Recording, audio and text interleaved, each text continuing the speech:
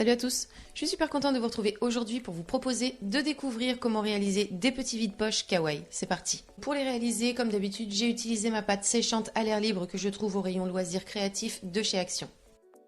Donc pour commencer, je suis allée sur le site Pinterest, j'ai tapé dessin kawaii à imprimer et j'ai trouvé celui-ci. Donc pour le premier, il s'agit d'un petit cookie, je l'imprime. Si jamais ce motif vous intéresse, je vous mets le lien en barre d'infos. Ce motif, je le découpe. Je prends ensuite un morceau de papier de cuisson et ma pâte que j'étale dessus. J'y pose mon patron. Je découpe le contour à l'aide d'une petite lame.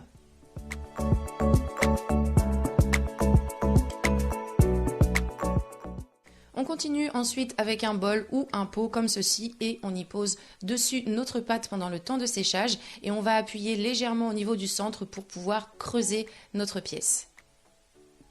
Et on laisse le tout tranquille pendant 24 à 48 heures. Voici maintenant le deuxième modèle que je vous propose, que vous pouvez également retrouver en barre d'informations. Donc là, la même chose, on imprime et on découpe. On pose le tout sur la pâte, que l'on découpe également.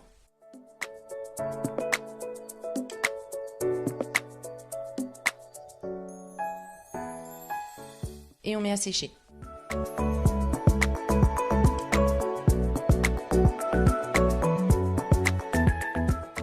Voici le troisième modèle que je vous propose, il est également en barre d'informations et là on procède de la même façon que pour les deux pièces précédentes.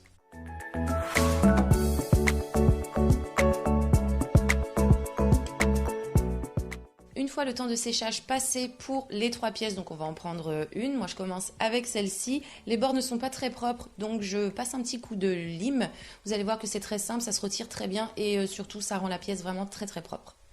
Une fois ma pièce nettoyée, je vais pouvoir passer à la déco et donc je vais m'inspirer du modèle d'origine que j'ai imprimé précédemment pour pouvoir réaliser mon motif.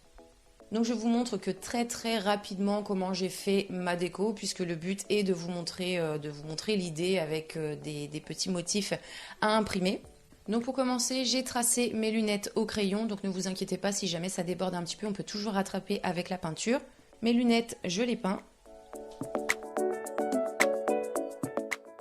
Donc là, comme vous pouvez le voir, mes lunettes sont pas très jolies. Je vais pouvoir du coup rattraper le coup après avec ma peinture jaune que je vais appliquer. Et donc voici ma pièce une fois terminée. Et donc je continue avec les pièces suivantes en procédant de la même façon.